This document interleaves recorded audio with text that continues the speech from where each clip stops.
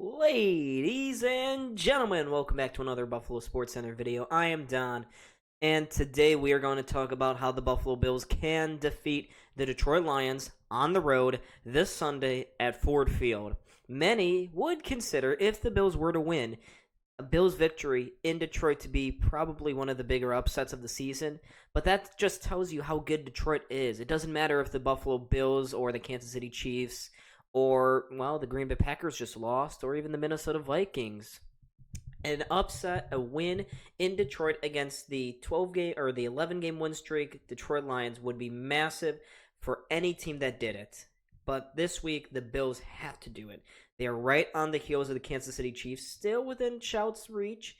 They're really close, maybe, kind of, not really, to getting that number one seed. Who knows how the rest of the season plays out, but by far, this is the biggest game remaining on the Buffalo Bills schedule. After this, the Bills face off against their divisional opponents, twice against the Patriots, one more time against the New York Jets over the final 3 weeks of the season. Many would consider those games to be heavily Bills favored.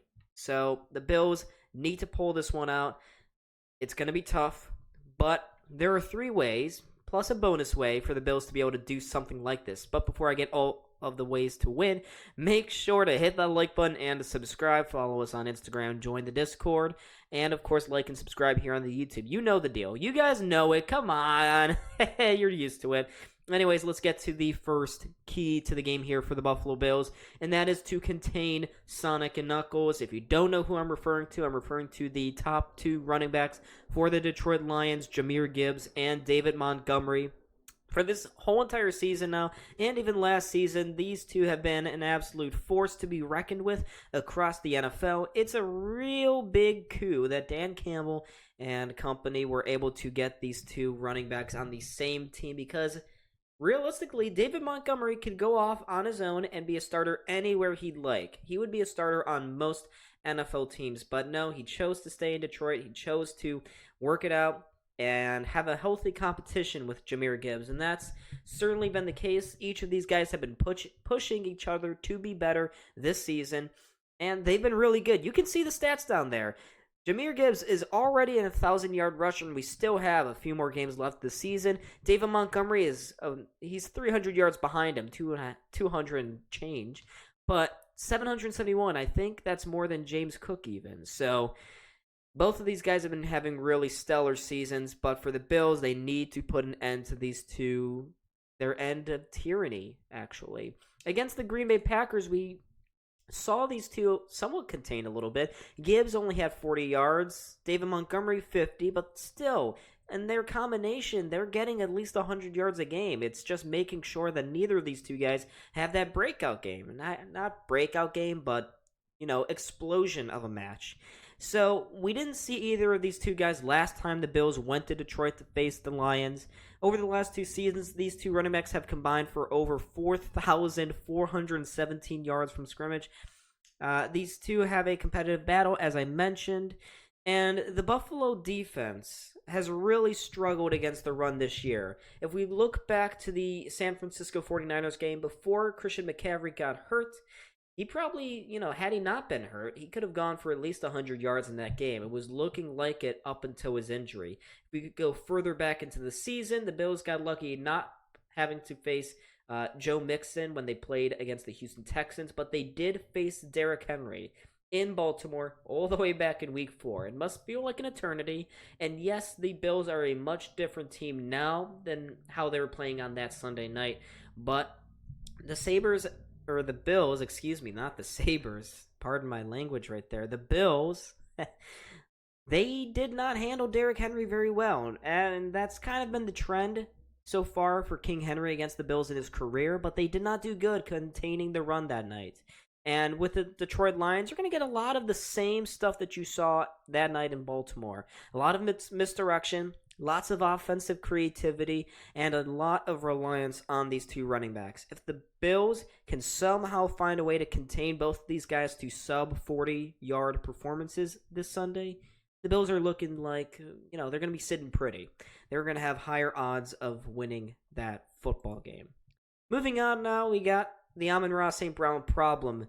I remember back on Thanksgiving when Amon-Ra absolutely shredded our defense, specifically our secondary. Even more specifically, Dane Jackson, who is no longer, of course, on this Bills roster. Likely to be matched up on Amon-Ra is Christian Benford. He's been one of the best cornerbacks in the NFL this season. I wouldn't be surprised if that were to happen, but going back to 2022 again, Goff threw to Amon-Ra St. Brown 9 times. He got 122 yards, a touchdown grab as well, and Goff typically found him in the intermediate, the crossing, those slant routes. That's where he really killed Buffalo, and that's where he has been killing a lot of defenses over the last 3 seasons now, 4 seasons if you include his rookie year.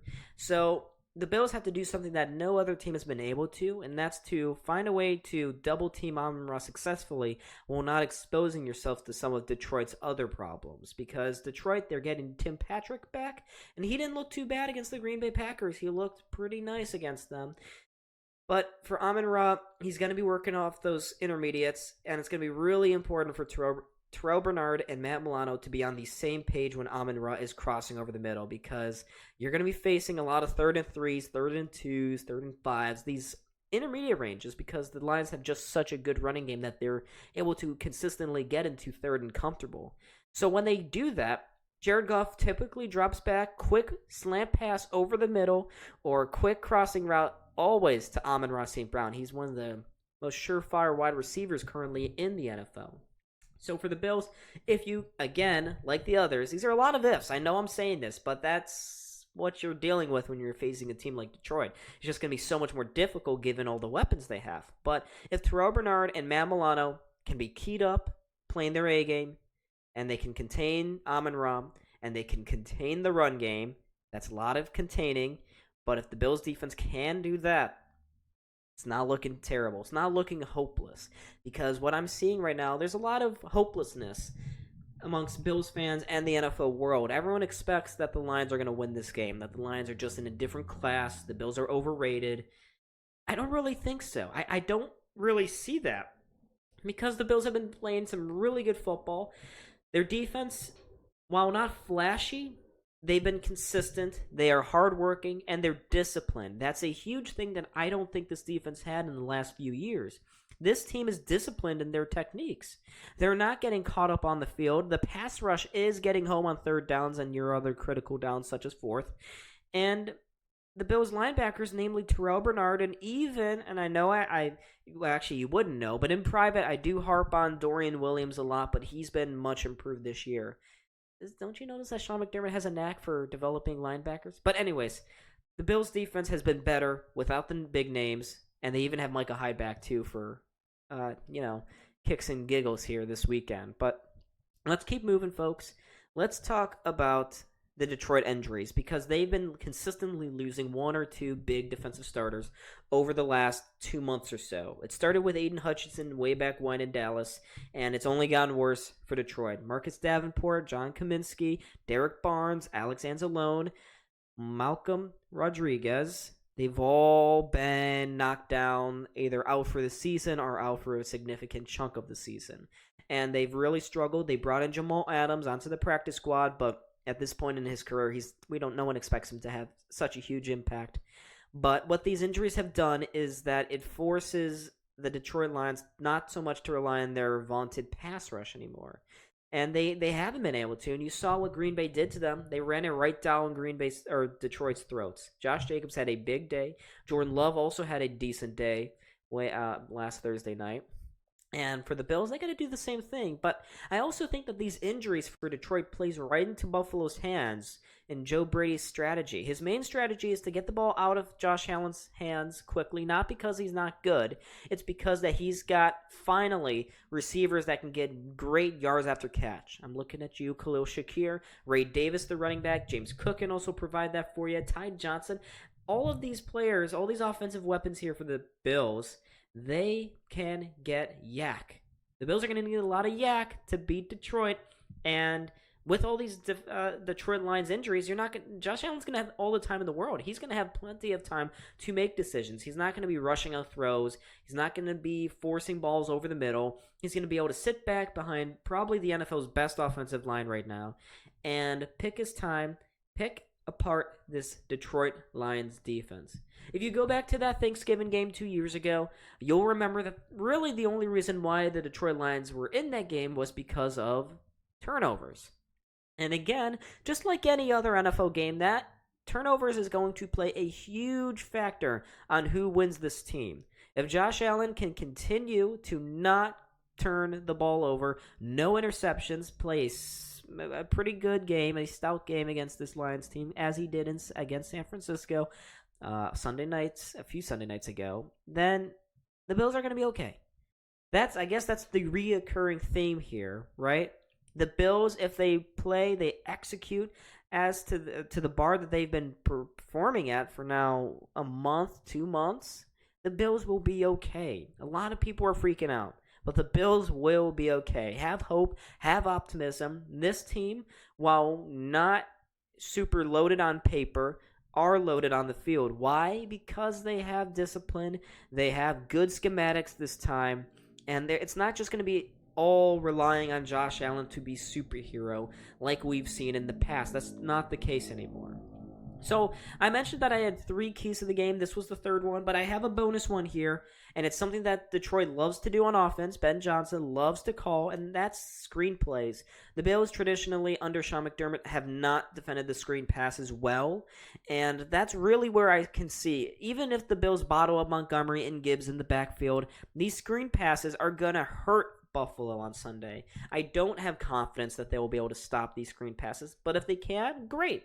But I don't expect that because Detroit also has a really good offensive line. They have these speedy wide receivers, and this is what Jared Goff lives for. Much like Josh Allen, he lives for these yak receivers to go off and do the work. He'll get the ball out of his hands quickly into the hands of his playmakers and let his playmakers do things. And that's how the Lions have been winning these games. And, Dan Campbell also having huge balls, too, going for it on 4th downs when he may not need to. But Detroit, they're aggressive, but they're also very pragmatic in how they play offense. So at least for the defense, be disciplined. For the offense, also be disciplined. And have hope. Have hope because this team is not trash. They can conquer the Detroit. I have confidence in them. I have faith. I have them winning this week. If you watch our previews, you'll see my prediction. I think the Bills will upset the Detroit Lions in Detroit. I have faith, and you should too. But anyways, folks, make sure to hit that like button and subscribe. I was Don. This is Buffalo SportsCenter. Make sure to hit that like button and subscribe, and I hope to see all of you in the next video. Peace out.